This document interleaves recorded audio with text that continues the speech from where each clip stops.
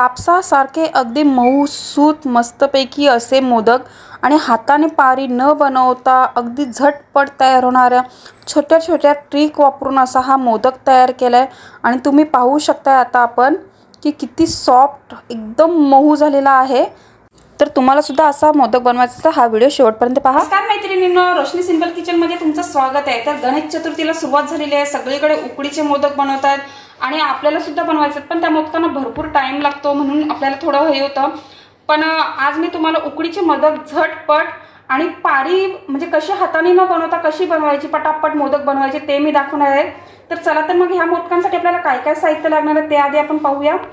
इथे मी तांदळाची पिठी घेतलेली आहे। तर शक्यतो मोदकांना तांदूळ हे नवीनच असावे, इंद्रायणी किंवा आंबेमोहर वगैरे असे असावेत, म्हणजे चिकट असावा, जुना तांदूळ नसावा, त्याच्याने मोदक आपले अगदी छान मऊसूत होतात।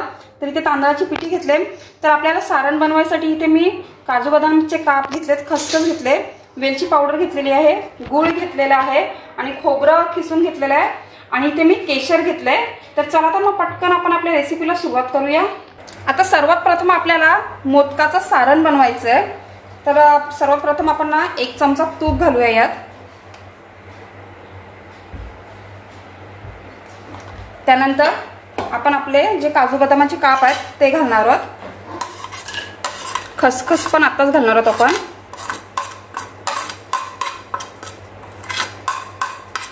आता तुम्ही लक्षात ठेवा, जर आपलं सारण पण छान असेल ना तर आपले मोदक पण छान लागतात आणि तेही आपल्याला अगदी व्यवस्थितच बनवून घ्यायचंय। तर थोडंसं हे परतून घेऊया, म्हणजे जेणेकरून जे काजू बदाम आहेत मस्त खमंग लागतील मोदक खाताना। तर मी इथे मोठे मोठेच थोडेसे कापून घेतलेत, म्हणजे कसे दाताखाली येतात व्यवस्थित। जर आपण बारीक कापले ना तर आपल्याला समजत सुद्धा नाही म्हणजे मोदक खाताना, म्हणून मी थोडे मोठे मोठेच काप करून घेतलेत। तर थोडेसे हे सुद्धा आपण आता परतून घेणार आहोत। अगदी 1-2 मिनिट आपले काजू बदामाचे काप सुद्धा परतून झाले आहेत। आता आपण गूळ घालूया। आता गूळ तुम्ही तुमच्या आवडीनुसार कमी जास्तही करू शकता। त्यानंतर सोबतच आपण जे खोवलेलं नारळ होतं ते घालणार आहोत।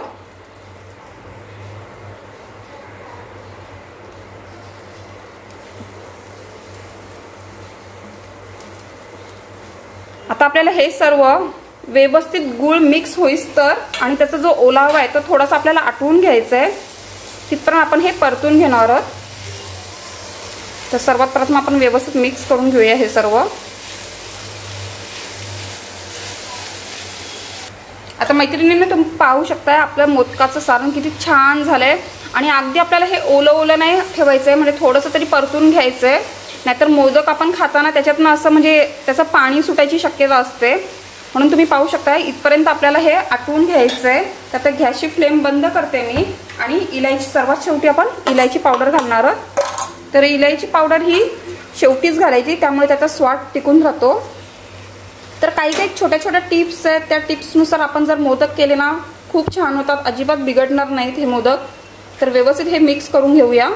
आता आपलं हे गरम आहे सारण, तर आता आपण हे थंड करत ठेवणार आहोत। हे सारण जिथपर्यंत थंड होत आहे तिथपर्यंत आपण मोदकाची उकड काढून घेऊया। तर मैत्रिणींनो, आता आपल्याला उकड काढायची आहे। तर इथे मी पाणी घेतलेलं आहे। आता आपलं जेवढं पीठ आहे त्याचं आपल्याला अर्ध पाणी घ्यायचं आहे। तर मी आता पाणी घेते आणि पाणी यांना छान उकळून घ्यायचंय, तरच आपली उकड छान येणार आहे। म्हणजे अगदी छोट्या छोट्या टिप्स आहेत त्या फक्त लक्षात ठेवायच्या आहेत आपल्याला। तर सर्वात प्रथम आपण थोडंसं मीठ घालणार आहोत। त्यानंतर आपल्याला 1 चमचा तूप टाकायचं आहे।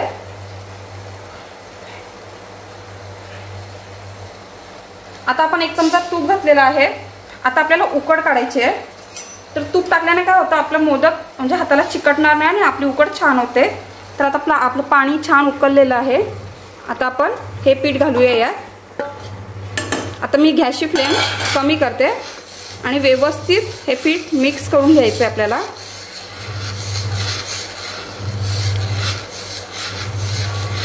आता आपलं पीठ मिक्स करून झालेलं आहे आणि मी गॅसची फ्लेम सुद्धा आता बंद केलेली आहे।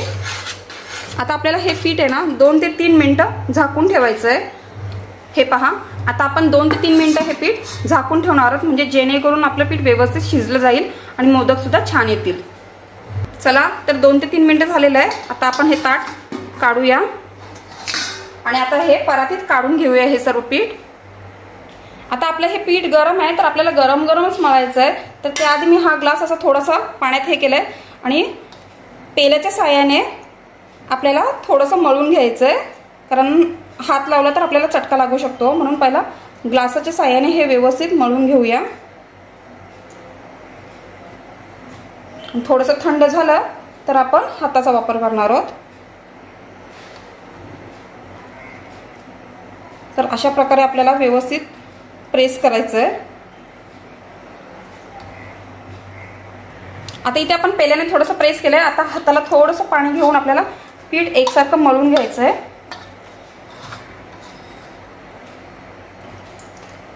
अगदी व्यवस्थित मऊसूत मळायचं आपल्याला पीठ.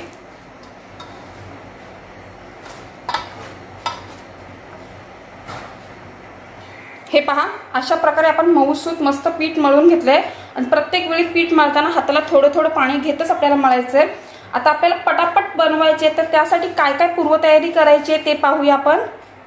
आता मैत्रिणींनो, पूर्वतयारी म्हणजे काय, आपल्याला पटकन मोदक करायचे. तर ही तयारी जर रेडी असली तर आपले मोदक अगदी पटापट पटापट ओलावता येतात आणि सारखं सारखं आपल्याला मोजायची गरज लागत नाही.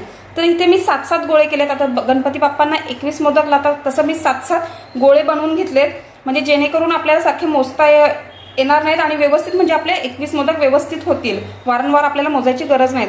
इथे ते मी 7 गोळे तयार करून घेतलेत. त्यानंतर इथे आपण असं चाळणीला व्यवस्थित आता आपल्याला वाफवायचे आहेत, म्हणून चाळणीला मी तुपाचं ग्रीसिंग करून घेतलेलं आहे. त्यानंतर सर्वात महत्त्वाचं म्हणजे आता जे आपण मोदकासाठी सारण बनवलं होतं, तर त्या सारणाचं म्हणून मी थोडं घट्ट घ्यायचं, पाण्याचं हे करायचं नाही. तर असं मी व्यवस्थित एक समान असे गोळे करून घेतलेत, म्हणजे जेणेकरून आपण जी मोदकाची पारी बनवू तर आपले हात पण जास्त असे चिकट होणार नाहीत आणि आपल्याला पटापट म्हणजे मोदक बनवायला मिळेल. तर अशा प्रकारे आपल्याला ह्या तयाऱ्या आधीच करून घ्यायच्यात, म्हणजे आपल्याला मोदक करायला फारसा वेळ लागणार नाही. तर चला, तर मग अजून आपल्याला पारी न बनवता हाताने, म्हणजे ज्या महिलांना येत नाही व्यवस्थित पारी बनवता किंवा खूप जाड येतात, तर त्यांच्यासाठी आहे. तर आपण कसं बनवायचं ते पाहूया. तर मैत्रिणींनो, आपल्याला झटपट बनवायचे आणि पारी न बनवता, म्हणजे पारी बनवायचीच आहे पण ती हाताने न बनवता. तर इथे पहा, मी इथे हे असं जे आपले पुऱ्या वगैरे बनवतात ना, तसं मी हे मशीन घेतलेलं आहे. हे कोणत्याही तुम्हाला म्हणजे भांडीवाल्याच्या दुकानात वगैरे मिळेल, तर ही मशीन घेतले. तर ज्यांना अजिबातच जमत नाही पारी बनवायला, तर त्यांच्यासाठी खास. तर असा हा आपल्याला इथे जो हे मेन कापड किंवा काय प्लॅस्टिकचं हे आहे ते आपल्याला घ्यायचं. तुमच्याकडे असं प्लॅस्टिकचं नसेल तर तुम्ही दुधाच्या पिशवीचा सुद्धा वापर करू शकता फाडून. तर त्याला सर्वात प्रथम असं पाणी लावून घ्यायचं आहे आणि आपण जे गोळा बनवला होता तो गोळा याच्यावरती ठेवायचा आहे. त्यानंतर पुन्हा दुसरं हे घेऊन, कागद घेऊन तो असा ठेवायचा त्याच्यावरती आणि आपल्याला प्रेस करायचं आहे.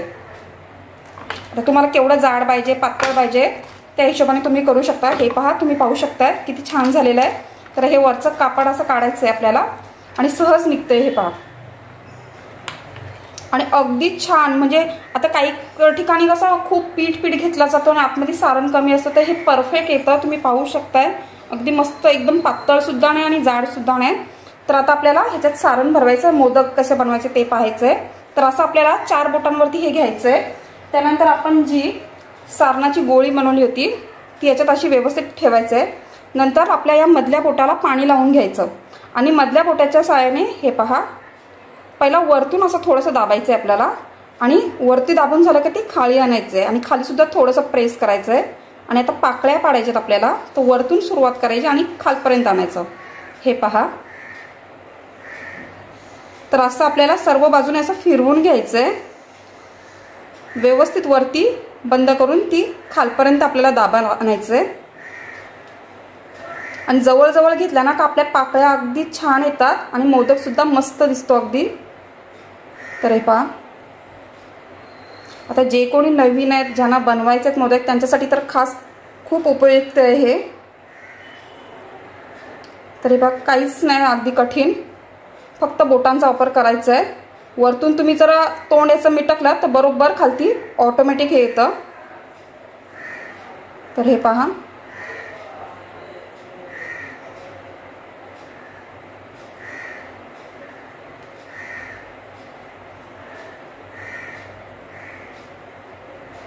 आता हे आपलं असं झालंय.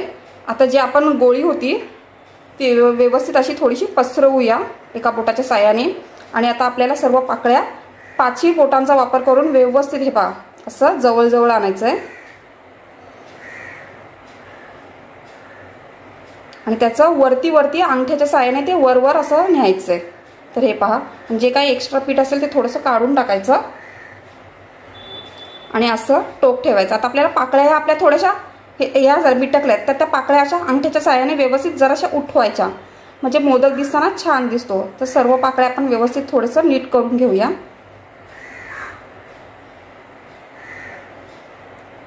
हे पहा, तर आता मोदक झाले तयार। तर थोडासा आता आपल्याला हा बसल्यासारखं वाटते, म्हणून काय करावं तर असं थोडंसं त्याला खालून असं गोल करायचं, म्हणजे त्या पाकळ्या ऑटोमॅटिक वर उठल्या जातात आणि मोदक पण छान दिसतो आपला।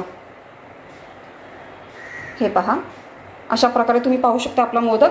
आता या मोदकला मी तुपाचं थोडंसं म्हणजे ग्रीसिंग म्हणजे थोडंसं तुपाचं हे लावणार आहे, का तर जर आपण वाफवायला लागलो तर ते एकमेकांना चिकटत नाही आणि जेव्हा मोदक तयार होतो तेव्हा त्याच्यात छान असा तुपाचा फ्लेवर उतरला जातो आणि मोदक आणखीन छान लागतात।